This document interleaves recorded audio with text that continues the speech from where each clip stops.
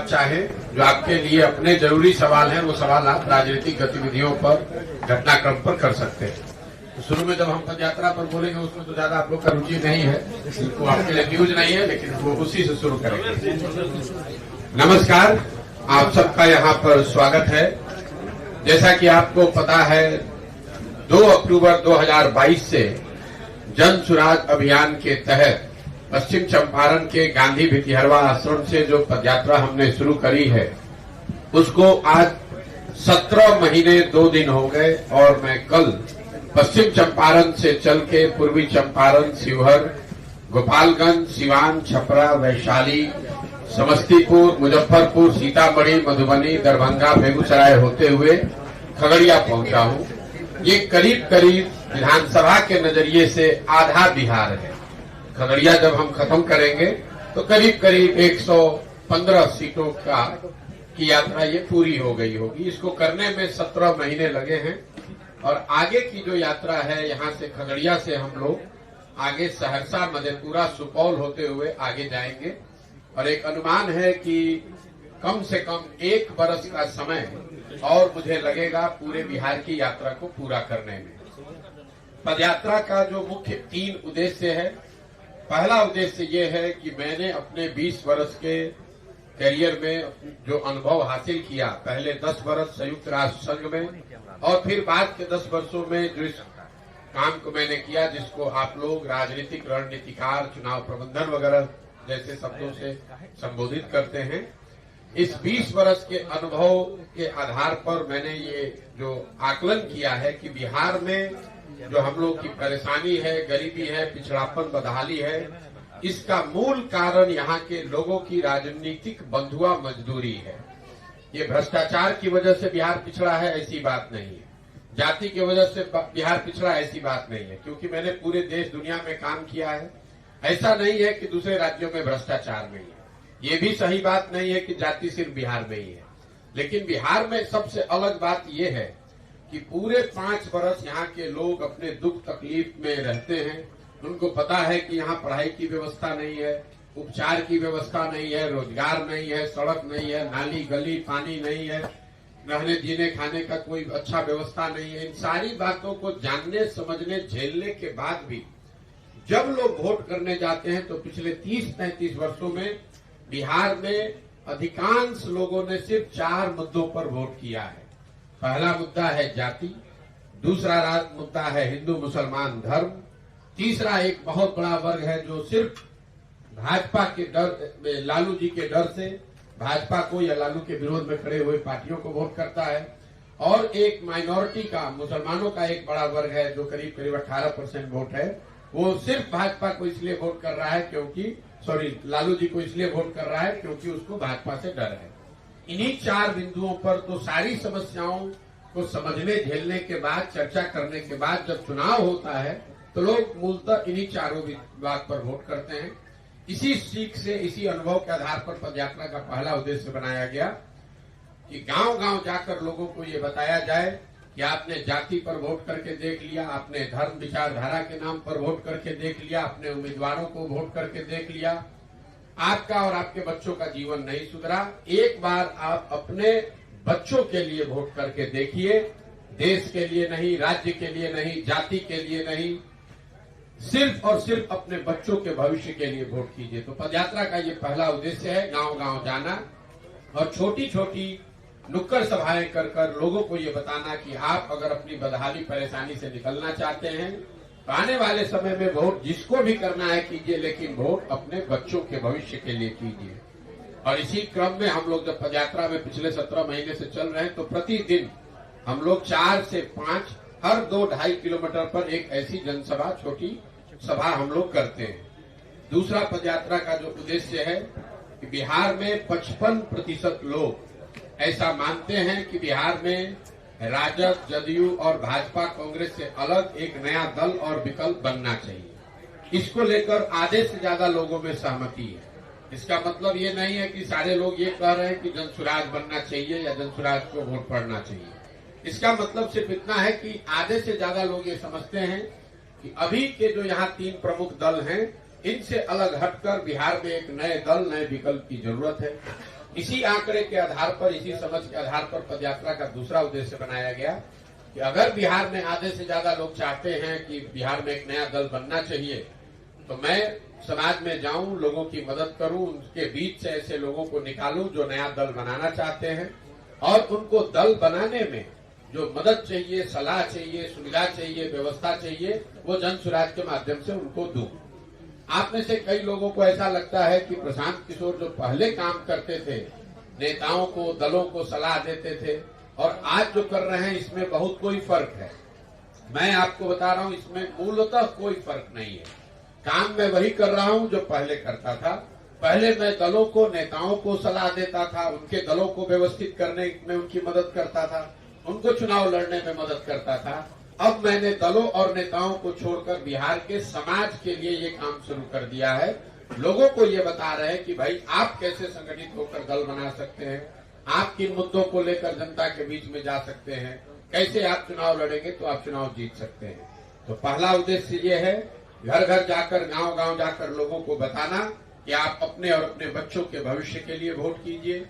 दूसरा, अगर आपको लगता है कि नया दल बनाने की जरूरत है तो आइए, कंधा लगाइए, खुद दल बनाइए। पैसे की, जाति की, व्यवस्था की चिंता मत कीजिए। वो चिंता अपने भाई, अपने बेटे प्रशांत किशोर पर, जन सुराज पर छोड़िए। लेकिन अगर आपको बिहार में नया दल बनाना है तो इसमें आप साथ में आइए। और तीसरा और अंतिम जो इसका उद्देश्य है, अगर लोग सही तरीके से वोट कर भी दें, सही लोगों का दल बन जाए, उसका चुनाव हो भी जाए, तो भी बिहार की बदहाली, परेशानी दूर तब तक नहीं होगी जब तक उन लोगों के पास बिहार को सुधारने का एक विजन, एक कार्यक्रम, एक सोचा समझा प्रयास करने का आधार ना हो। तो पदयात्रा का तीसरा उद्देश्य है कि बिहार के 8,500 पंचायतों का, हर पंचायत का अलग अलग अगले 10 बरस में 10 बरस की योजना बनाना, ताकि हर पंचायत के लिए चुनाव से पहले लोगों को ये बताया जा सके कि अगर वो जन सुराज का कल जनता की सरकार बनती है, जन सुराज की सरकार बनती है, तो आपके पंचायत में उनके पंचायत को विकसित बनाने के लिए क्या किया जाएगा। और ये जो योजना हम लोग बना रहे हैं, यही वजह है कि पदयात्रा में इतना समय लगता है। अगर खगड़िया में 150 पंचायत है तो संभव है कि मैं पैदल चल के 50 पंचायत में, 60 पंचायत में जाऊं, लेकिन खगड़िया छोड़ने से पहले मैं पूरे ही पंचायतों का, 100% पंचायतों का योजना बनाने के बाद ही निकलूंगा। चाहे मैं खुद वहां जाऊं या मेरे टीम के साथी जाएं, और हर पंचायत की योजना में वहां की जो स्थानीय समस्या है उसका आकलन करके उसको सुधारने की बात, लेकिन साथ साथ 3 बातों की योजना बनाई जा रही है। पहला, हर पंचायत में बच्चों के पढ़ने के लिए विश्व स्तरीय व्यवस्था कैसे बनाई जाए। दूसरा, हर पंचायत में 800 से 1200 नए रोजगार के अवसर कैसे पैदा किए जाएं। और तीसरा, बिहार में जो खेती होती है, जो खाने वाली खेती है, इसको पंचायत के स्तर पर इसका अध्ययन करके इसको कमाने वाला खेती कैसे बनाया जाए। जैसे आप गांव देहात में देखते हैं, लोग कहते हैं कि भैया रोपनी करने आए हैं, कमाने के लिए लुधियाना जाएंगे। मतलब उनके दिमाग में है कि खेती तो वो इसलिए करने आए हैं कि बच्चों के, परिवार के खाने की व्यवस्था हो जाए, खेती को लोग कमाने का जरिया नहीं मानते हैं। तो इन तीनों उद्देश्य को लेकर हम लोग ये पदयात्रा कर रहे हैं। आधा, जैसा मैंने आपको भी बताया, करीब करीब आधा बिहार कर लिया है, और आधा बिहार करने में आने वाले समय में 1 से 1.5 साल और समय लग सकता है। अभी तक के पदयात्रा के जो अनुभव रहे हैं उसका मैं एक संक्षिप्त ब्यौरा आपको दे दूं। अभी तक 17 महीने में बिहार में 4,500 से ज्यादा गांव में पैदल चल के जो मैंने पाया, यहाँ की सबसे बड़ी समस्या बेरोजगारी और पलायन। ये आप कहेंगे कि भैया ये तो हम लोग को खगड़िया में बैठे बैठे पता है कि बेरोजगारी और पलायन बिहार की सबसे बड़ी समस्या है। इसके लिए पदयात्रा करने की क्या जरूरत है? पदयात्रा करने की जरूरत यह है कि जब हम लोग इतने गांव में गए तो इन दोनों समस्याओं की विकरालता का, इसके सामाजिक आर्थिक पहलुओं की समझ बनी। जैसे सामान्यतः हम लोग ऐसा मानते हैं कि जो पलायन है ये सिर्फ गरीबों का मसला है, लोग बिहार से बाहर मजदूरी करने के लिए जाते हैं। पदयात्रा के दौरान जो मैंने देखा, अनुभव किया कि पलायन एक ऐसा विषय है जिससे कोई परिवार अछूता नहीं है। जो गरीब परिवार हैं उनके बच्चे बाहर मजदूरी करने के लिए पलायन कर रहे हैं, जो मध्यम वर्गीय या समृद्ध परिवार हैं उनके बच्चे पढ़ाई और नौकरी के लिए बाहर जा रहे हैं। लेकिन बाहर तो हर व्यक्ति को ही जाना है। ऐसा शायद ही कोई परिवार है जिसमें पति पत्नी, माँ बाप, बाल बच्चे साथ में रह रहे हैं। पलायन की वजह से बिहार में परिवार की संकल्पना ही धूमिल पड़ती जा रही है। लोग ये मानकर चल रहे हैं कि जो परिवार में नवयुवक है, जो पुरुष वर्ग में का साथी है, उसको साल में 10 महीने 12 महीने घर परिवार से अलग ही रहना पड़ेगा। इसका विकरालता का आलम यह है कि जब गांव में हम लोग चले हैं, ज्यादातर गांव में बूढ़े लोग मिलते हैं, महिलाएं मिलती हैं, बहुत बड़ी संख्या में बच्चे मिलते हैं। नवयुवकों की संख्या गांव में बहुत कम रह गई है। जिन पंचायतों में बाढ़ का प्रकोप है, वहां 60 से 70% युवा आज बिहार से बाहर रह रहा है। जिन पंचायतों में, प्रखंडों में बाढ़ की का खतरा नहीं है, वहां पर भी 40 से 50% युवा जो है वो बाहर रह रहे हैं। इसी तरीके से बेरोजगारी जो है, बेरोजगारी यहाँ बहुत है, ये बात सब लोग जानते हैं। लेकिन ये बेरोजगारी भी सिर्फ यहाँ पर अनपढ़ या पढ़े लिखे किसी एक वर्ग, एक समाज की समस्या नहीं है। जो बिहार में सो-कॉल्ड समृद्ध लोग हैं, उनके बच्चों के रोजगार की भी समस्या बहुत ही बड़ी है। मैं रास्ते में चलता हूँ तो ऐसे लोग जिनके पास 10-20 बीघा जमीन है, रोजी रोजगार है, पेट्रोल पंप है, छोटा मोटा व्यापार करते हैं, वो भी आकर अपने बच्चों के 20,000 25,000 रुपए के नौकरी के लिए भी हाथ पैर जोड़ने को लोग तैयार हैं। बेरोजगारी का आलम ये है। तो बेरोजगारी और पलायन यहाँ की सबसे बड़ी सर्वस्पर्शी, समाज के हर वर्ग, हर जाति को प्रभावित करने वाला एक मुद्दा दिखा। दूसरा जो इसी तरह का सबसे बड़ी परेशानी दिखी वो है बिहार में शिक्षा व्यवस्था का ध्वस्त हो जाना। बिहार में शिक्षा व्यवस्था बहुत अच्छी कभी नहीं थी। हम खुद सरकारी विद्यालय में बिहार में पढ़े हैं, लेकिन हर जिले में, प्रखंड के स्तर पर, अनुमंडल के स्तर पर 2-4 विद्यालय यहाँ हमेशा ऐसे थे, सरकारी विद्यालय, जिनमें पढ़कर आप अपना जीवन सुधार सकते थे। लोगों को मालूम है भैया MS कॉलेज है, लंगट सिंह कॉलेज है, CM साइंस कॉलेज है, पटना साइंस कॉलेज है, पटना कॉलेज है। अगर हम वहां पहुंच गए, हमारी जीवन बेहतर हो सकती है। पिछले 15-20 सालों के जो ये समता मूलक शिक्षा नीति का असर ये हुआ कि पूरी व्यवस्था ही चौपट हो गई। कई लोगों को ऐसा लगता है कि बिहार में शिक्षा व्यवस्था इसलिए खराब है कि यहाँ पर जो नियोजित शिक्षक हैं या शिक्षकों की गुणवत्ता अच्छी नहीं है। कुछ लोग ये बताते हैं कि स्कूल में खिचड़ी बंट रहा है, इसलिए बिहार में शिक्षा व्यवस्था खराब है। मैं इस दोनों बात को सिरे से खारिज करता हूँ। मैं आपको ये बता रहा हूँ, अगर सिर्फ खिचड़ी बांटने से बिहार में शिक्षा व्यवस्था खराब हुई है, तो 8वीं क्लास से ऊपर के जो विद्यालय हैं, वहां पर तो खिचड़ी नहीं बंटता है। वहां पर पढ़ाई क्यों नहीं हो रही है? अगर सिर्फ शिक्षकों की गुणवत्ता से, नियोजित शिक्षकों की वजह से ही शिक्षा व्यवस्था खराब हुई है, तो CM साइंस कॉलेज में, MS कॉलेज में, लंगट सिंह कॉलेज, पटना कॉलेज में क्यों नहीं पढ़ाई हो रहा है?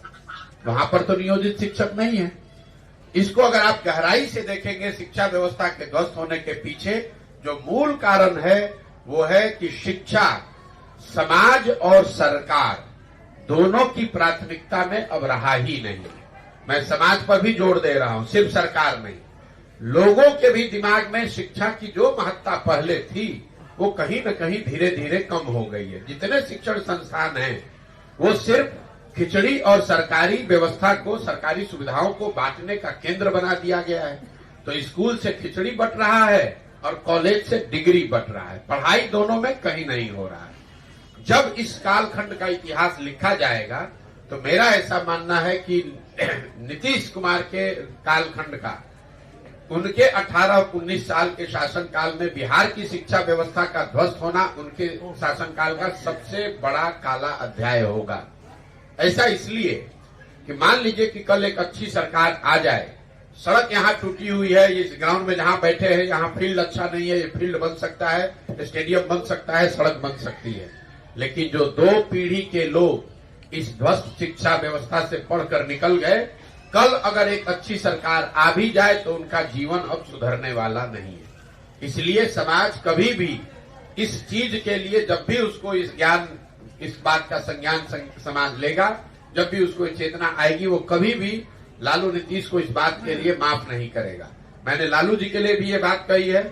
लालू जी के लोगों का, उनका खुद का दावा रहा है कि हमने गरीबों को, वंचितों को आवाज दी, सम्मान दिया। बिल्कुल ठीक बात है। मैं बिल्कुल कैमरे पर कहता हूं, लालू जी ने ऐसा काम किया और इस बात के लिए लालू जी का सम्मान होना चाहिए। लेकिन उसमें उससे जो बड़ी बात है कि लालू जी ने जिन समाज के वर्गों को सम्मान दिया, आवाज दिया, उन समाज के वर्गों के बच्चों को शिक्षा नहीं दी, उन बच्चों को उन समाज के लोगों को जमीन नहीं दिया, उनको पूंजी, व्यापार, रोजी रोजगार नहीं दिया। नतीजा ये हुआ कि ये 25-30 वर्ष से आवाज पाए हुए लोग लालू जी के सम्मान में, लालू जी के लिए आवाज तो लगा रहे हैं, लेकिन उनके बच्चों की, उनके परिवार की स्थिति नहीं बदली।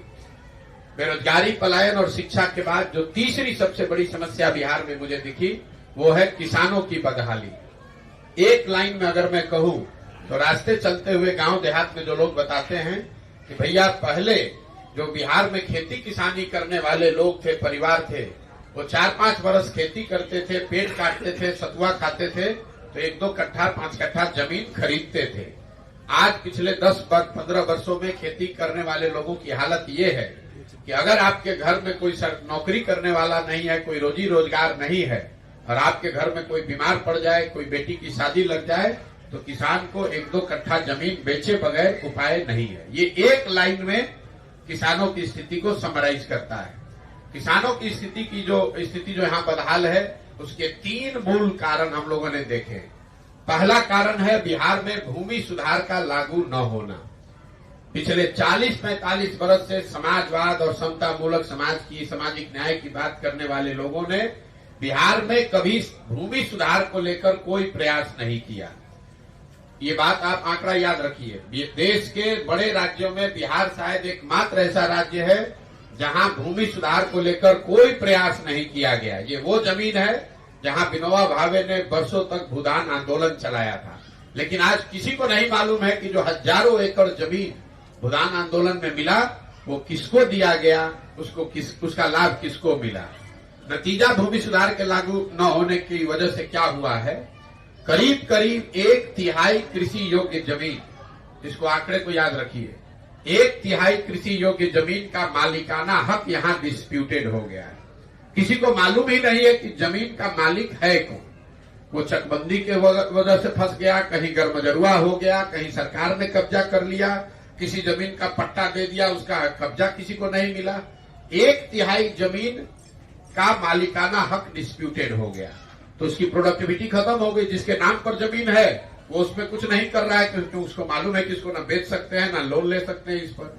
और जिसको कई जगह पर जहां कब्जा मिल गया है, उसका वो मालिकाना हक उसको नहीं मिला है, तो वो भी काम नहीं कर रहा है। तो किसानों की और जो खेती से जुड़े हुए लोग हैं, उनकी बदहाली का एक बड़ा कारण है भूमि सुधार का लागू न होना। दूसरी जो बड़ी समस्या है वो है जल प्रबंधन की व्यवस्था न होना, और खगड़िया से बेहतर इसका एग्जाम्पल कुछ नहीं है। 61% जमीन खगड़िया में कृषि योग्य, 61% जमीन पर बाढ़ का खतरा है। नोटिफाइड जमीन है यहाँ की। तो यहाँ पर या तो, और बाढ़ की चर्चा होती है, पूरे बिहार के स्तर में करीब करीब 50% कृषि योग्य जमीन पर बाढ़ का खतरा है। इसकी चर्चा भी होती है, आप लोग बात भी करते हैं, सब लोग इसका संज्ञान भी लेता है। लेकिन एक जो दूसरी बड़ी समस्या मैंने पदयात्रा के दौरान देखी कि जो बाकी 50% जमीन है जहां बाढ़ नहीं आता है, उसमें से भी आधे से ज्यादा जमीन या तो जल जमाव से प्रभावित है या नदियों के कटाव से प्रभावित है। जितने नेपाल से लगते हुए प्रखंड और पंचायत हैं, नेपाल से आने वाली छोटी नदियां हर बार अपना रास्ता बदलती हैं, और ऐसे सैकड़ों पंचायत हैं जहां हजारों एकड़ जमीन नदियों के रास्ते बदलने की वजह से बर्बाद हो गई है। उसी तरीके से जब आप नेपाल से थोड़ी दूरी बनाएंगे, गोपालगंज से जब आप चलना शुरू कीजिए, तो गोपालगंज, सिवान, छपरा, वैशाली, समस्तीपुर, मुजफ्फरपुर, दरभंगा जैसे जिलों में, खगड़िया में भी अब हम चलेंगे तो देखेंगे जल जमाव एक बहुत बड़ी समस्या है। हर पंचायत में, हर जिले में हजारों एकड़ जमीन जल जमाव से प्रभावित है, जिसको लोग लख कहते हैं, मन कहते हैं, चवर कहते हैं। हजारों एकड़ जमीन में पानी लगा हुआ है और उसकी कोई चिंता नहीं है, कोई उसकी चर्चा नहीं कर रहा है। तो जितनी बड़ी समस्या बाढ़ की है, करीब करीब उतनी ही बड़ी समस्या सूखे और जल जमाव की भी है। बिहार, एक और आंकड़ा मैं आपको दे रहा हूं, पिछले 10 वर्ष में देश का एकमात्र ऐसा राज्य है जहां सिंचित भूमि की मात्रा 11% कम हो गई है। मतलब 10 वर्ष पहले अगर 100 एकड़ जमीन के लिए नहर या नलकूप की व्यवस्था थी तो नहरों के रख रखाव या नलकूप के रख रखाव के अभाव में वो मात्रा घट के अब 89 एकड़ रह गई है।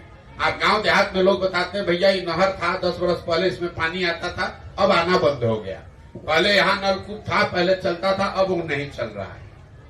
और किसानों की जो बदहाली का तीसरा कारण है भूमि सुधार जल प्रबंधन के बाद तीसरी जो सबसे बड़ी वजह समझ में आई वो है उनके फसलों का उचित दाम न मिलना। इन सारी परेशानियों के बावजूद जो किसान यहाँ पैदा कर रहा है उसको उसके फसल का दाम मिलता ही नहीं है। न यहाँ कोऑपरेटिव है, न यहाँ कोई एफपीओ है, न कोई मंडी है, न बाजार समिति है, न कोई प्राइवेट सेक्टर है। इसकी वजह से बिहार में एक आर्थिक अध्ययन है, ये भी आंकड़ा याद कर लीजिए, हर साल बिहार में जो लोग हम आप पैदा करते हैं यहाँ के किसान, उनको उनके फसल का उचित दाम नहीं मिलने की वजह से करीब करीब 20,000 करोड़ रुपए का लोगों का नुकसान हो रहा है। 20,000 करोड़। अभी 2 महीना पहले धान कटा है, धान का आधिकारिक मूल्य है 2150 रुपया। यहाँ के किसानों ने धान बेचा है 1600 में, 1700 में। कमोवेश यही स्थिति सभी फसलों की है। मैं एक और आंकड़ा आपको देना चाहता हूं।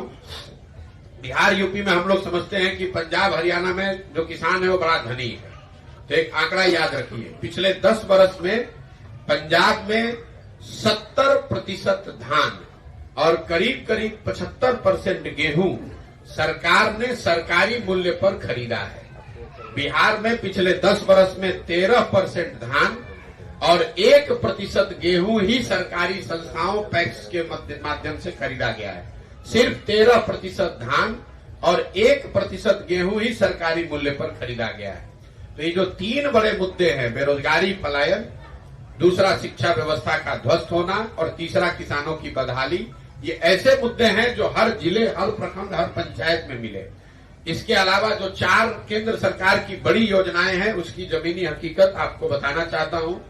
केंद्र सरकार की सबसे बड़ी योजना है प्रधानमंत्री गरीब कल्याण योजना, जिसमें लाभार्थियों को 5 किलो अनाज मिलने की बात बताई गई है।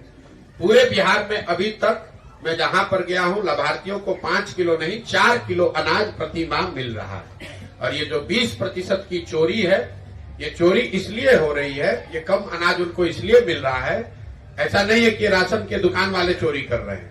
ये 35 से 40 रुपए प्रति क्विंटल की दर से जनप्रतिनिधि और अफसर जो गरीब कल्याण योजना के अनाज आता है उसमें ये पैसा कमीशन काटा जा रहा है। और ज्यादातर जगह पर लोग कैमरे पर बता रहे हैं कि इसमें 6 से 8 रुपए प्रति क्विंटल के दर से विधायक जी लोग भी अपना हिस्सा ले रहे हैं, चाहे विधायक किसी दल का हो। दूसरी केंद्र सरकार की बड़ी योजना है स्वच्छ भारत योजना, जिसमें लाभार्थियों को 12,000 रुपये शौचालय के लिए मिलने की बात बताई गई है। पूरे बिहार के पंचायत को ओडीएफ घोषित कर दिया गया है। मुखिया जी और अधिकारियों ने साथ में सिग्नेचर करके बताया कि ओडीएफ हो गया। मैं 4,500 गांव में पैदल चलने के बाद ये आपको कैमरे पर बता रहा हूं कि 2/3 से ज्यादा गांव में जहां हम गए वहां पर खुले में शौच आज भी जीवन की सच्चाई है। ऐसा इसलिए हुआ है कि शौचालय की योजना में 2,000 रुपए प्रति शौचालय अफसरों ने पैसा लिया, उसमें जनप्रतिनिधियों ने पैसा नहीं लिया है। शौचालय की योजना में 2,000 रुपए प्रति शौचालय अफसरों ने पैसा लिया। एक ही शौचालय के बगल में खड़ा करके 4-4, 5-5 परिवारों के नाम पर पैसे निकाले गए। किसी ने इस बात की चिंता नहीं की कि शौचालय बना कि नहीं, उसका उपयोग हो रहा है कि नहीं। तीसरी केंद्र सरकार की बड़ी योजना है प्रधानमंत्री आवास योजना।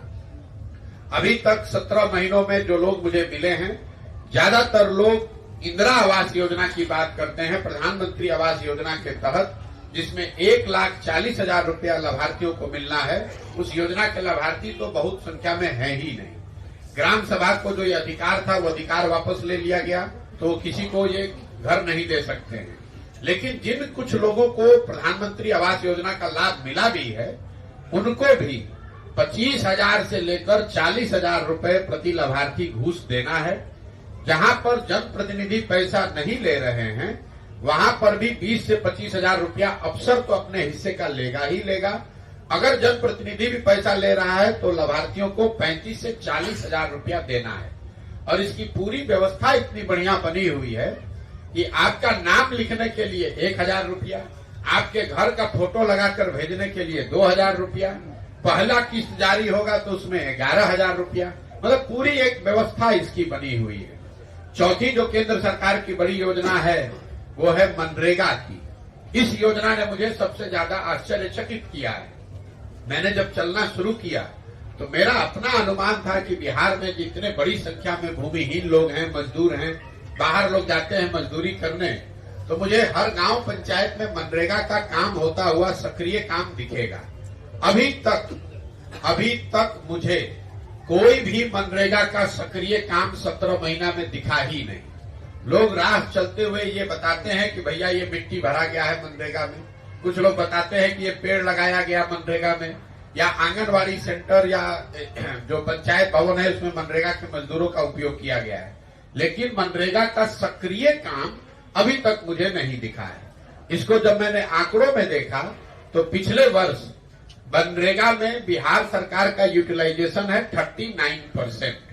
मतलब अगर 100 रुपया मनरेगा के तहत बिहार के लोगों को, बिहार सरकार को मिल सकता था, तो यहाँ की सरकार और अधिकारियों के उदासीनता और लापरवाही की वजह से 61 रुपया तो 100 रुपया में हम लोग लेकर आए ही नहीं, वहीं सरेंडर कर दिया दिल्ली में। और जो 40 रुपया आया उसमें मनरेगा में 40 से 50% की दर से कमीशन काटा जा रहा है। तो कुल मिला जुलाकर 100 रुपया में 25 रुपया ही मनरेगा के नाम पर जमीन पर पहुंचा है। ये 4 केंद्र सरकार की योजनाएं हैं। इसके अलावा जो राज्य सरकार की बड़ी योजना है उसकी जमीनी हकीकत मैं आपको बताना चाहता हूं। 7 निश्चय के अंतर्गत जो बड़ी घोषणाएं की गई थी, बड़ी योजनाएं बनाई गई थी, उसकी जमीनी हकीकत ये है कि जो पहली योजना थी बेरोजगार युवाओं को, 18 से 35 साल के बेरोजगार युवाओं को हर महीने 1,000 रुपए की मासिक सहायता, अभी तक इस योजना को ना शुरू किया गया, ना इसका कोई लाभार्थी मुझे मिला, ना कोई अफसर या कोई जनप्रतिनिधि या कोई पत्रकार बंधु भी इसका बात ही नहीं करता है। 18 साल से 35 साल के बेरोजगार युवाओं को 1,000 रुपए की मासिक सहायता राशि अभी तक बिहार सरकार ने 2015 के बाद इस योजना को शुरू ही नहीं किया।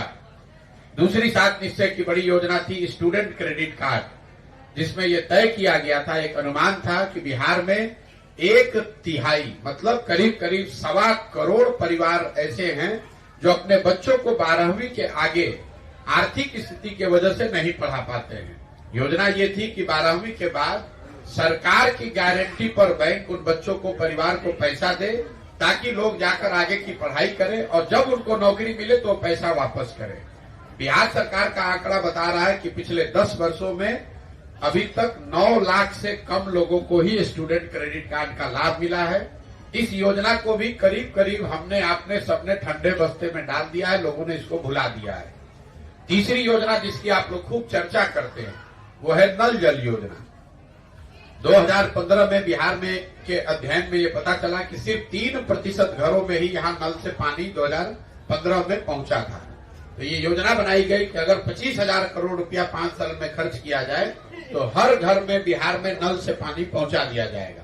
योजना बनी, चली, उस पर हजारों करोड़ रुपए खर्च भी किए गए, लेकिन सरकार की गलत नीति की वजह से, लापरवाही, भ्रष्टाचार की वजह से नतीजा ये हुआ कि ज्यादातर जगहों पर नल जल योजना ठीक से बनी नहीं, या बनी तो उसके बाद चली नहीं, और फिर चली तो चलने के बाद रखरखाव के अभाव में बंद हो गई।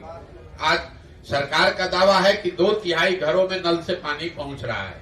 जमीनी हकीकत यह है कि 1/3 घरों में पानी पहुंचा है, 2/3 घरों में नल जल का पानी नहीं पहुंचा है। चौथी जो 7 निश्चय की बड़ी योजना थी, जो सबसे बड़ी योजना थी 7 निश्चय की, आपके ध्यान में ला दूं, नालियों गलियों के पक्कीकरण की योजना। 7 निश्चय में इसके लिए 5 वर्ष में 80,000 करोड़ रुपए का बजट रखा गया था। ये तय किया गया था कि बिहार में रहने वाले हर परिवार का जो घर से जो नाली निकलती है उस नाली का पक्कीकरण किया जाएगा। उन नालियों को बाहर लाकर गांव में एक बड़े नाले से जोड़ा जाएगा और उस बड़े नाले से पानी को निकालकर गांव के बाहर उसका निस्तारण किया जाएगा। ये कितनी बड़ी समस्या है इसका आप अंदाजा लगा लीजिए। इस बात से मैं एक आंकड़ा आपको दे रहा हूं क्यों इसकी चर्चा की गई है। 2015 तक बिहार में करीब 20% FIR झगड़े, ग्रामीण झगड़े नालियों से निकलने वाले पानी से जुड़े हुए मसलों से के वजह से थे। इसलिए ये योजना बनाई गई। इस योजना में बड़े स्तर पर बंदरबाट हुआ, पैसा बटा। गांव में दिख रहा है कि गांव के रोड के किनारे बड़े नाले बनाए गए। घरों से नाली का पक्कीकरण नहीं किया गया।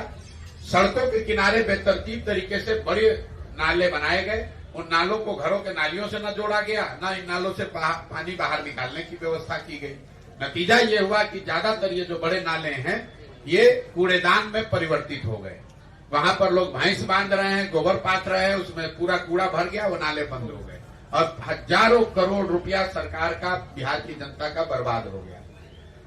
ये बिहार सरकार के 7 निश्चय पर व्हाइट पत्र आपको दे रहे हैं नीतीश कुमार से, और उनकी सरकार से जरा पूछिए कि ये 7 निश्चय में जो मैं बोल रहा हूं ये सही है या गलत है। 3 क्षेत्र जहां यहाँ बच्चों को, यहाँ फैक्ट्री उद्योग तो कोई है नहीं, नौकरी का कोई साधन है नहीं, लेकिन नीतीश कुमार के अपराधियों के इस जंगल राज में 3 ऐसे क्षेत्र है जहां मैंने देखा युवक काम पा रहे हैं। पहला है अवैध शराब का कारोबार। हर गांव में 10 से 15 बच्चे अवैध शराब के कारोबार में लग गए हैं। दूसरा है बालू का अवैध धंधा।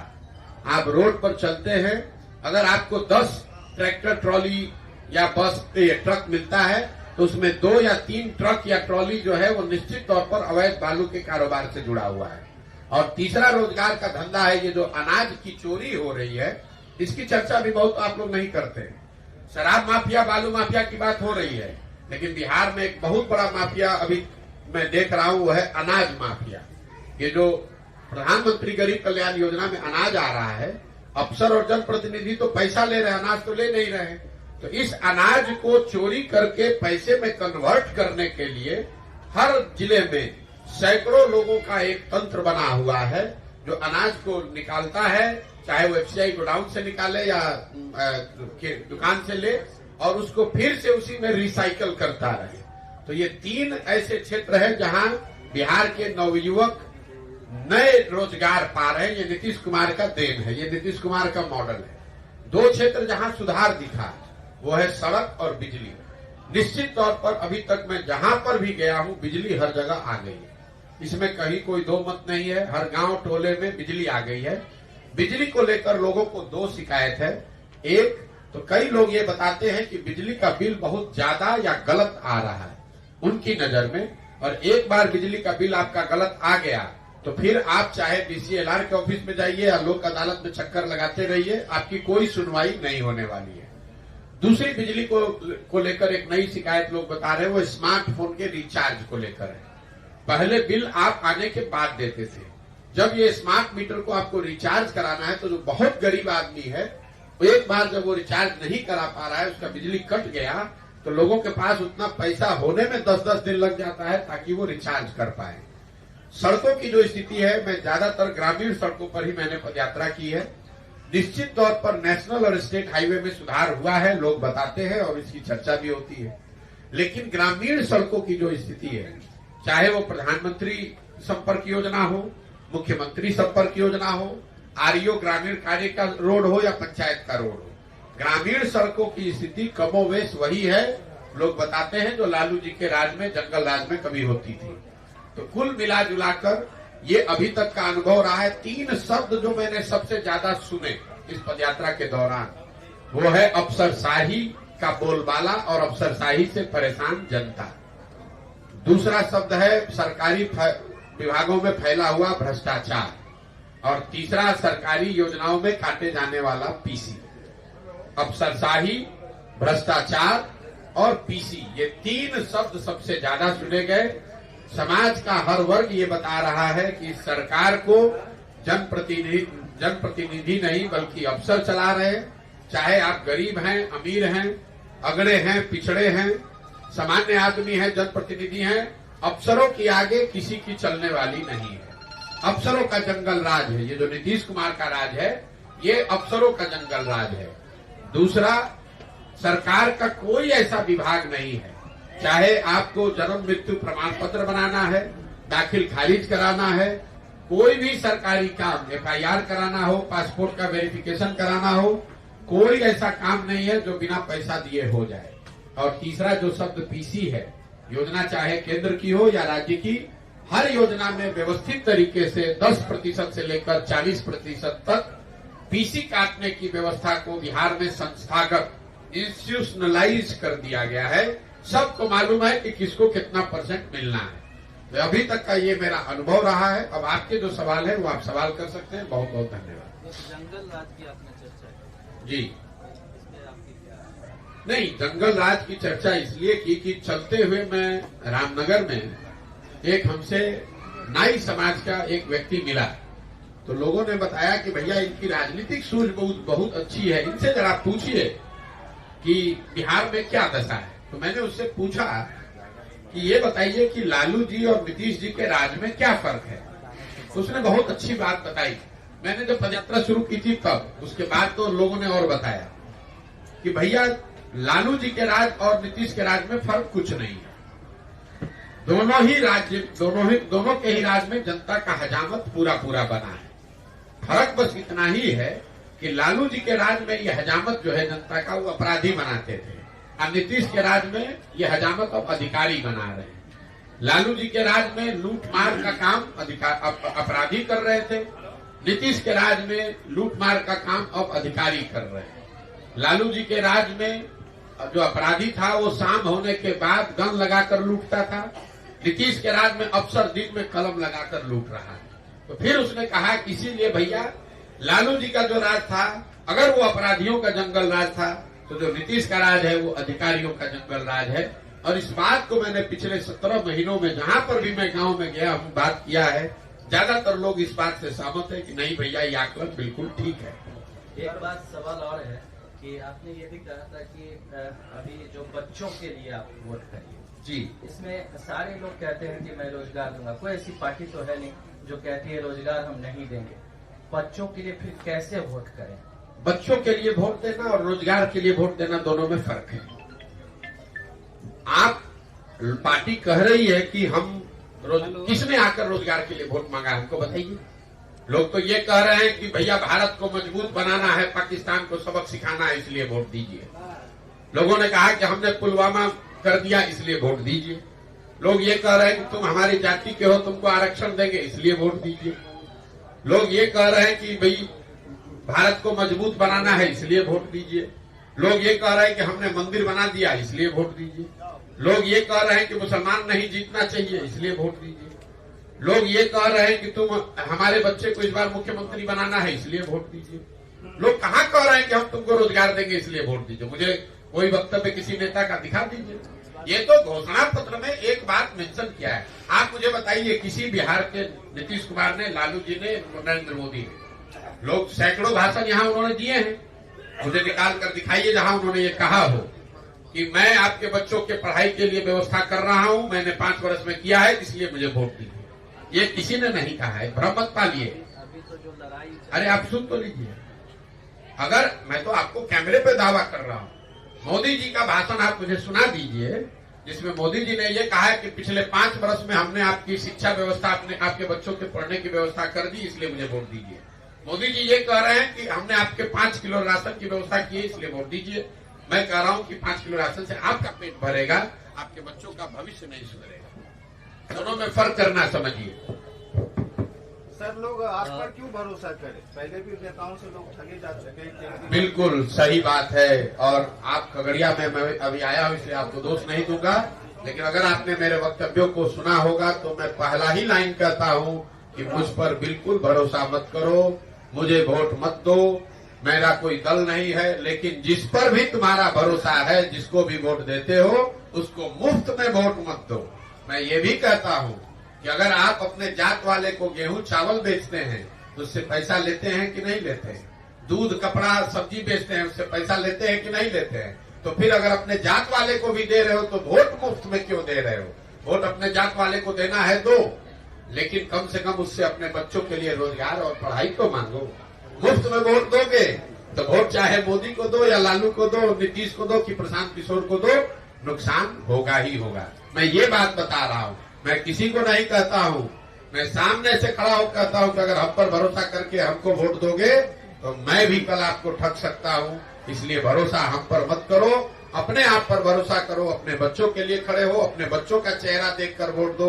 मोदी, लालू, नीतीश, प्रशांत किशोर का चेहरा देखकर वोट मत दो। एक मिनट प्रशांत जी, हम तो ये बता, अभी जिस तरह से कांग्रेस के नेताओं को हैदराबाद शिफ्ट किया गया, क्या नीतीश जी के लिए मुश्किल बढ़ेगी? देखिए, जब आप 42 विधायकों के साथ कुर्सी पर बैठे हैं तो आपकी प्राथमिकता और आपकी स्थिति कभी भी वो सरकार स्थिर हो ही नहीं सकती है। नीतीश कुमार जब 42 विधायक उनके जीते तो मैं आपको कैमरे पे कह रहा हूं 2020 में, तब मैं बंगाल में था, मेरी उनसे 2 बार बात हुई। मैंने उनको सुझाव भी दिया कि सर आप मुख्यमंत्री मत बनिए, 42 जब जनता ने आपको नहीं वोट दिया है, आप क्यों मुख्यमंत्री बन रहे हैं? और 5 बजे शाम तक ये कहते रहे नहीं नहीं बिल्कुल आप सही सलाह दे रहे हैं, मुझे मुख्यमंत्री नहीं बनना है। 6 बजते बजते फिर पलट के भाजपा के साथ बना लिया। फिर उनको लगा कि भाजपा वाले, उन्होंने क्या कहा कि भाजपा वाले मेरा दल तोड़ रहे हैं, इसलिए मैं भाजपा छोड़कर महागठबंधन में जा रहा हूं। वहां गए, 1 साल में फिर वहां अकुलाहट होने लगी। अब कह रहे भैया महागठबंधन वाले, आरजेडी वाले ठीक से काम नहीं करने दे रहे, इसलिए फिर वापस भाजपा में गए हैं। अब कोई उनसे ये पूछने वाला नहीं है कि अगर भाजपा वाले आपका दल तोड़ रहे थे साल भर पहले, तो फिर तो स्वाभाविक है जब आपकी स्थिति कमजोर रहेगी तो आप सरकार चलाने से ज्यादा आपकी तो प्राथमिकता बस इतनी है कि आप कुर्सी पर बैठे रहे, चाहे कांग्रेस के साथ रहिए, भाजपा के साथ रहिए, आरजेडी के साथ रहिए। और ये बिहार का दुर्भाग्य है कि जब हम लोग को अपने रोजगार, पढ़ाई, पलायन पर चर्चा होनी चाहिए तो दिन रात यही चर्चा हो रही है कि कांग्रेस का आदमी कहाँ भागा, नीतीश कहाँ भागे, लालू कहाँ गए। अरे भैया कोई आ जाए, 35 वर्ष से इन चारों पार्टियों ने राज यहाँ किया है कि नहीं किया? यूपीए की सरकार रही है ना दिल्ली में, 10 वर्ष कांग्रेस वाले भी शासन में रहे हैं और 10 वर्ष से अभी मोदी जी भी शासन में हैं। आप जरा मुझे बताइए, बिहार से पलायन रुक गया? खगड़िया के में बच्चों के परिवारों की स्थिति सुधर गई? पहले 40 वर्ष कांग्रेस का शासन था, 15 वर्ष लालू जी थे, अभी 18 वर्ष से नीतीश कुमार है। बिहार 1990 में जब लालू जी मुख्यमंत्री बने तो देश का सबसे गरीब और पिछड़ा राज्य था। 2005 में जब लालू जी हटे, नीतीश कुमार मुख्यमंत्री बने तो भी देश का सबसे गरीब और पिछड़ा राज्य बिहार था।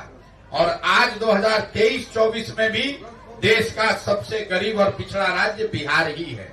हम लोग 28वें पर जो 1990 से पहले आए हैं, आज तक 28वें नंबर पर ही है, 27 नहीं हुए।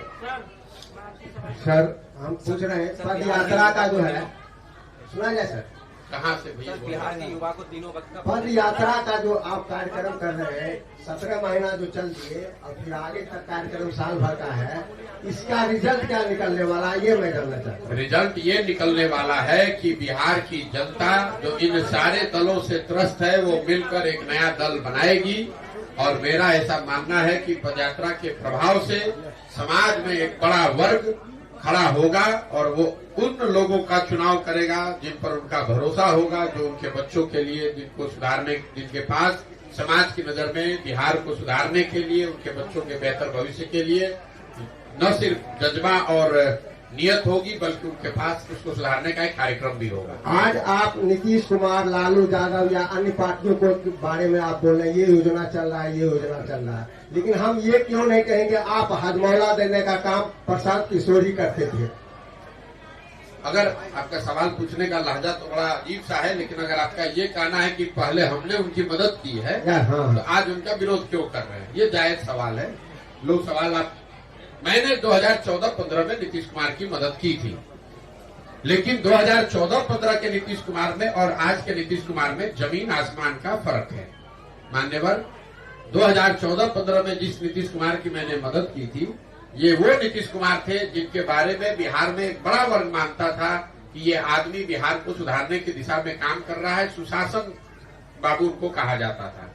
आज जिस नीतीश कुमार का मैं विरोध कर रहा हूं, पूरे बिहार की जनता मान रही है कि इस आदमी को प्रशासन सुशासन से कोई मतलब नहीं है, अपने कुर्सी से मतलब है और इनका राज सुशासन का राज, सुशासन न होकर अपराधियों का जंगल राज है। 2014-15 में जिस नीतीश कुमार की मैंने मदद की थी वो नीतीश कुमार थे जिनका दल लोकसभा 2014 के चुनाव में नीतीश कुमार नहीं हारे थे, उनका दल हारा था। उनके पास 117 विधायक थे, लेकिन नीतीश कुमार ने राजनीतिक मोरालिटी के नाम पर पद से इस्तीफा दे दिया। आज जिस नीतीश कुमार का विरोध कर रहा हूं वो नीतीश कुमार है जो चुनाव हार गए हैं। 42 विधायक लेकर जुगाड़ लगाकर कभी भाजपा का हाथ पकड़कर कभी लालटेन पकड़कर कुर्सी पर चिपके हुए। और सबसे बढ़ के बात, जिस नीतीश कुमार की 14-15 में मैंने मदद की थी, मैं वो नीतीश कुमार को जानता था जो गैसल पश्चिम बंगाल में जब रेल दुर्घटना हुई जिसमें करीब करीब 300 लोगों की मृत्यु हुई थी, उस रेल दुर्घटना के बाद नीतीश कुमार ने पद से, रेल मंत्री पद से इस्तीफा दे दिया। जब उन्होंने इस्तीफा दिया, वाजपेयी जी ने इस्तीफा को स्वीकार नहीं किया, तो नीतीश बाबू ने बयान दिया था कि जब हमारे कुर्सी पर रहते हुए 300 लोगों की मृत्यु हो गई तो मैं इस कुर्सी पर कैसे बैठूंगा। मैंने उस नीतीश कुमार का मदद किया था। जिस नीतीश कुमार का विरोध कर रहा हूं ये वो नीतीश कुमार है कि कोरोना काल में हजारों बिहार के बच्चे उनकी बलि चढ़ गई, उनकी दुखद मृत्यु हो गई, लाखों बच्चे मारे मारे फिर रहे थे। कोरोना पूरे देश पर संकट था, लेकिन जितना बड़ा संकट बिहार के लोगों को, बिहार के बच्चों को झेलना पड़ा, उतना बड़ा संकट किसी पे नहीं आया। और उस दौर में नीतीश कुमार 1 महीने तक अपने घर से बाहर नहीं निकले, इसलिए उस नीतीश कुमार का विरोध कर रहा हूं। और सबसे बड़ी बात जो आप अंत में समझ लीजिए, जिस लोकतंत्र में हम लोग रहते हैं, लोकतंत्र में 5 वर्ष में चुनाव होता है। क्यों? ये इसलिए होता है कि लोकतंत्र और संविधान आपको ये बताता है कि जिस दल और नेता, विचारधारा जिस पर भी आपका भरोसा है, आप उसके साथ खड़े होइए, उसकी मदद कीजिए, उसको वोट दीजिए। लेकिन वो वोट, वो भरोसा 5 वर्ष के लिए है, जिंदगी भर की बदुआ मजदूरी नहीं है। अगर आपके दिमाग से मैं चलूं तब तो एक बार आपने वोट दे दिया तो जीवन भर के लिए वही आदमी रहिए, चुनाव कराने की जरूरत क्या है। महोदय, आप तो लोकतंत्र ही खत्म कर देंगे। एक बार आप दे दिए वोट मोदी जी को तो फिर चुनाव का, फिर वोट बदलने का आपने अधिकार ही खो दिया आपके हिसाब से। तब तो एक बार मोदी जी बन गए प्रधानमंत्री, अब काहे के लिए वोट देने जाते हैं। और अगर मोदी जी ने काम नहीं किया, आपने वोट दूसरे को दिया, तो इसका मतलब क्या आप धोखा कर रहे हैं? आप धोखा नहीं कर रहे हैं, ये नागरिक होने के नाते आपका कर्तव्य है। इसी से लोकतंत्र चलता है। जब कोई अच्छा कर रहा है या आपका उस पर भरोसा है तो आप उसके साथ खड़े होइए। जब वो अच्छा नहीं कर रहा है तो जितनी ताकत से उसकी मदद की है उतनी ही ताकत से उसको धक्का देकर बाहर भी हटाना ये नागरिक की जिम्मेवारी है। हिंदुत्व के नाम पर हिंदुत्व के नाम पर वोट देने वाले जनता को आप कैसे काउंटर करेंगे जो विकास के मुद्दे को प्राथमिकता नहीं देती? मेरे भाई, ऐसा है, ये आपका भ्रम है कि हिंदुत्व के नाम पर या जाति के नाम पर ही वोट पड़ता है। मैंने शुरू में ही कहा, वोट 4 महत्वपूर्ण बिंदुओं पड़ते हैं, उसमें एक हिंदुत्व भी फैक्टर है। पूरे देश में 80% हिंदू रहते हैं। पिछले बार जब लोकसभा का चुनाव हुआ, भाजपा को इतनी बड़ी जीत मिली तो भाजपा को कुल 38% वोट मिला है। 80% हिंदुओं के देश में अगर भाजपा को 38% वोट मिला है, इसका मतलब है कि आधे से ज्यादा हिंदुओं ने भाजपा को वोट नहीं दिया है। तो काहे आप बेकार घबराए जा रहे हैं? आप करें कैसे काउंटर करेंगे? हम काउंटर ऐसे करेंगे कि जो हिंदू भाजपा को वोट नहीं कर रहा है उसको कहेंगे कि तुम आओ और इस नए विकल्प में जुड़ो, और उसके साथ साथ जो हिंदू भाजपा को वोट दे रहे हैं उनको भी कह रहे हैं कि तुम हिंदू होने के नाम पर कितना दिन वोट देते रहोगे, अपने बच्चों के लिए, रोजगार और पढ़ाई के लिए वोट करो। प्रशांत जी की नजर में बिहार में नया विकल्प क्या है?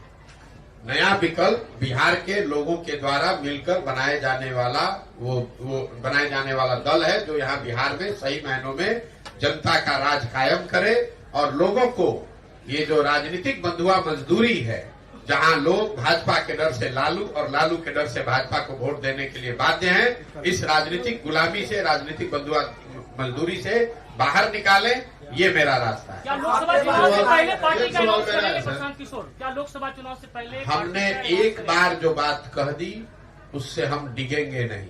पदयात्रा जब शुरू हुई, उसके 6 महीना पहले 5 मई 2022 को पटना के प्रेस वार्ता में हमने बताया कि पार्टी पदयात्रा खत्म होने के बाद ही बनेगी और इसका कोई समय निश्चित नहीं है।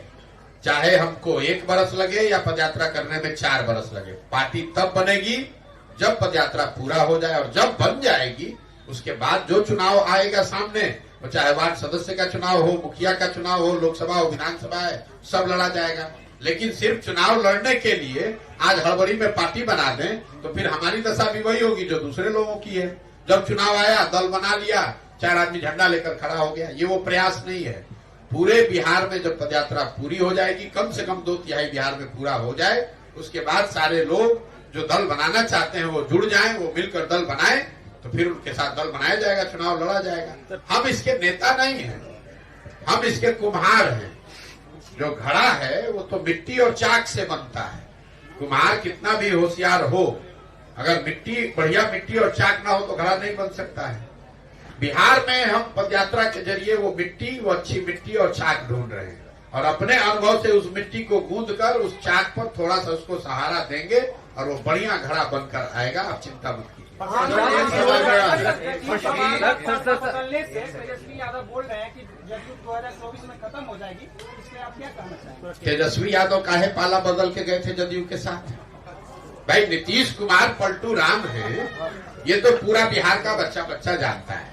लेकिन अभी जो हुआ उससे ये भी पता चला कि मोदी और अमित शाह भी उतने ही बड़े पलटू राम हैं। अभी तो अमित शाह ने आकर बिहार में आज से कुछ महीने पहले कहा कि भाई बिहार के एक एक आदमी कान खोलकर सुन लो, नीतीश कुमार के लिए भाजपा के दरवाजे हमेशा के लिए बंद हैं। तो अभी मजाक क्या हो रहा है कि नीतीश, अमित शाह ने दरवाजा तो ठीक बंद किया, खाली उसमें छिटकिनी लगाना भूल गए, फिर पलट के नीतीश के साथ चले गए। तो अगर नीतीश कुमार आरजेडी से पलट कर भाजपा में गए तो भाजपा वाले भी तो पलट कर गए हैं। यही हाल तेजस्वी यादव का है। अभी साल भर पहले नीतीश कुमार को पलटू राम बता रहे थे, जैसे ही नीतीश कुमार ने उप मुख्यमंत्री बनाया तो उनको विकास का मसीहा बताने लगे। जब विपक्ष में थे तो उनको शराब में उनको माफियागिरी दिख रही थी। नीतीश कुमार शराब माफिया के सरदार दिख रहे थे, उनको उप मुख्यमंत्री बना दिया तो बस उनको नीतीश कुमार ने अपना राजनीतिक गुरु दिखने लगा। तो सिर्फ नीतीश कुमार पलटू राम नहीं है, नीतीश कुमार तो पलटू राम के सरदार हैं, लेकिन इसमें सब पलटू राम है। मुझे ये बताइए भाजपा के लोग, इस श्रेणी में तो सम्राट चौधरी भी आते हैं। भैया भाजपा के सम्राट चौधरी क्या विषाद है? समाज भाई आप मैं अमित शाह की बात कर रहा हूँ। भाई नीतीश जी ने, मैं आपको एक और बात बता, नीतीश जी ने विधानसभा में एक बड़ा वल्गर स्टेटमेंट दिया था महिलाओं को लेकर। प्रधानमंत्री मध्य प्रदेश में प्रचार कर रहे थे तो उन्होंने मध्य प्रदेश में महिलाओं को कहा कि जिस दल के लोग इस तरह की महिलाओं के बारे में टिप्पणी करते हैं उनको सजा मिलनी चाहिए कि नहीं मिलनी चाहिए। वही मोदी जी सजा के तौर पर नीतीश कुमार को बिहार की महिलाओं का मुख्यमंत्री बना दिए। देखिए ऐसा है, ये बिहार का दुर्भाग्य है। लालू नीतीश ने जो किया वो तो किया ही पिछले 30-35 वर्ष में, लेकिन कांग्रेस और भाजपा यहाँ इतनी बड़ी दोषी पार्टी है बिहार की बर्बादी के लिए। पहले 15 साल लालू जी को बिहार की जनता ने नहीं जिताया था। बिहार की जनता ने लालू जी को सिर्फ अकेले अपने दम पर एक बार जिताया है। बाकी सारे समय 20-25 सांसदों के लालच में कांग्रेस ने लालू जी को बिहार में जो जंगल राज चलाया उसके लिए कांग्रेस भी उतनी ही जिम्मेवार है। तो जो काम कांग्रेस ने लालू जी के साथ किया वही काम भाजपा आज नीतीश के साथ कर रही है। नीतीश कुमार को यहाँ कुर्सी पे बैठाए रखो, बिहार की जनता चाहे जितना दिक्कत में पड़े अपना 30-35 सांसद यहाँ से जीत कर जाए और हम लोग दिल्ली में राज करते रहे। बिहार से 30-35 सांसद सबको चाहिए, लेकिन बिहारी कह के गाली भी सबको देना है। बिहार से वोट सबको चाहिए, लेकिन बिहार के बच्चों की चिंता किसी को नहीं करनी है। दिल्ली में बैठकर कोई कहे कि भाई बिहार का आदमी पलायन क्यों कर रहा है, तो वहाँ बिहारियों का मजाक उड़ाइए, कहिए ये सब तो जाति में बटा हुआ है, ये सब तो बड़ा अनपढ़ अशिक्षित है। बताइए राहुल गांधी यहाँ यात्रा करने आए हैं, अभी 1 महीना पहले जुमा अभी जिस आदमी को मुख्यमंत्री बने 2 हफ्ते नहीं हुआ, उस आदमी की इतनी कुवत है। कांग्रेस का जो मुख्यमंत्री अभी बना है तेलंगाना में, कहता है कि बिहारियों का डीएनए है मजदूरी करने का, उसका इतना कुवत है। और वही राहुल गांधी आकर बिहार में वोट मांग रहे हैं। अगर हम लोग की कुवत मजदूरी करने की है तो हम लोग से वोट मांगने क्यों आ रहे हो भाई? तेलंगाना के वोट से ही बन जाओ देश के राजा। अगर मोदी जी को लगता है कि बिहार पिछड़ा है तो आप मुझे बताइए, वहां इन्वेस्टमेंट समिट होता है, लाखों करोड़ रुपए का इन्वेस्टमेंट होता है। आप पत्रकारिता करते हैं, 10 वर्ष से मोदी जी प्रधानमंत्री हैं, एक दिन बिहार के भी आ जाते। चलिए लाख करोड़ नहीं 2-4 हजार करोड़ का ही एगो फैक्ट्री बिहार में ही लगा देते। एक मोदी जी के लिए लोग कहता है भाई 16 घंटा काम करते हैं, तो एक 16 घंटा बिहार के लोगों के लिए भी निकालते कि भाई बैठो देखो कि बिहार की चीनी मिल कैसे चालू होगी। आपको क्या लगता है कि अगर भी मोदी जी आज किसी उद्योगपति को कह दें कि बिहार में चीनी मिल चालू करना है, तो किस उद्योगपति का हिम्मत है कह देगा कि नहीं करेंगे? और जिस गुजरात से 26 MP जीत कर गया, वहां हर 10वें दिन मोदी जी इन्वेस्टमेंट करा रहे हैं, वहां हर 15 दिन जाकर वहां बैठक कर रहे हैं, गुजरात की विकास की चिंता कर रहे हैं, 1 लाख करोड़ का बुलेट ट्रेन बना रहे हैं। और आपका ये खगड़िया कुशेश्वर स्थान का पैसेंजर ट्रेन अभी 40 वर्ष से अदर में अटका हुआ है, किसी ने उसकी बात की? हम लोग 39 MP जिता कर भेजे। तो जब आपको हमको अपने चिंता नहीं है, तो मोदी जी और राहुल जी काहे आपका हमारा चिंता करेंगे? लालू नीतीश तो लूटिए रहे, उसको तो बर्बाद किया ही, लेकिन वो गलती बिहार की जनता का शोषण इसलिए कर पा रहे हैं कि भाजपा और कांग्रेस इन लोगों की मदद कर रहे हैं। सर एक सवाल मेरा, लाठीचार्ज किया गया, इसमें आप क्या कहेंगे? पटना में जिस तरह 7 लोग पिटा गए। मेरे भाई नीतीश कुमार जब से मुख्यमंत्री हैं, पिछले 4-5 वर्षों में लाठीचार्ज करना, आप ये बताइए किस पर लाठीचार्ज नहीं हुआ है? आंगनवाड़ी वर्कर पर नहीं हुआ, कि शिक्षकों पर नहीं हुआ, कि मुखिया सरपंच पर नहीं हुआ? जो जाएगा उनसे मिलने अपना ग्रीवांस लेके उस पर लाठीचार्ज कराएंगे। पत्रकार पूछेंगे लाठीचार्ज हुआ तो कहें ऐसा हुआ है? अच्छा रुको तो अभी पता करते हैं। पत्रकार के ऊपर भी लाठीचार्ज हुआ है। सर एक सवाल, पत्रकारों की समस्या पर भी आप बोले, सब समस्या पत्रकार समस्या पर कोई नहीं उठा रहा। पत्रकारों की दशा ये है कि आप पूरे समाज की समस्या लिख सकते हैं, बोल सकते हैं, अपनी समस्या नहीं बोल सकते हैं। तो आप लोग दधीची की हड्डी की तरह अपना कुर्बानी करते रहे। एक सवाल मेरा, हम तो उठा ही रहे हैं। बिहार के लिए आवाज उठा रहे हैं, दलितों के लिए आवाज, पत्रकारों की समस्या पर कोई नहीं आवाज उठा रहा है। हर जगह पत्रकारों की समस्या पर आवाज उठा रहे हैं। जिस तरह सर एक सवाल मेरा है कि ये जो पद यात्रा प्रशांत किशोर की है, जो बिहार के लिए हर जिलों, हर गांव, हर कस्बों में जाने की जो चर्चा चल रही है, चर्चा चल नहीं रही है, चल ही रही, यात्रा चल रही 17 महीने। दूसरा बात यह है कि ये जो पद यात्रा का जो नया विकल्प बनेगा, चाहे लालू की सरकार हो या नीतीश की सरकार हो, जो विफलता का कारण दिख रहा है, और ये चीज आप खुल के भी बोल रहे हैं, तो इनका क्या विकल्प प्रशांत किशोर होगा या कोई इनका विकल्प जनता का राज होगा, जिसका नाम है जन सुराज।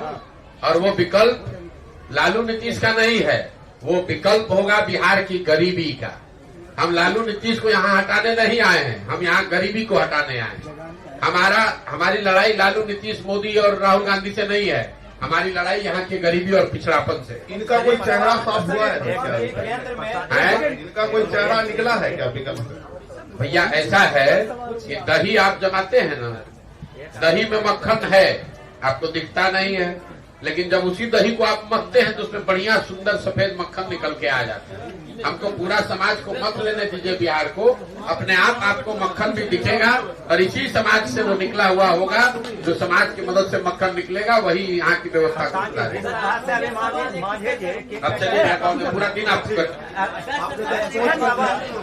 सवाल है 1 महीना अभी है, खगड़िया पे सवाल करते रहे।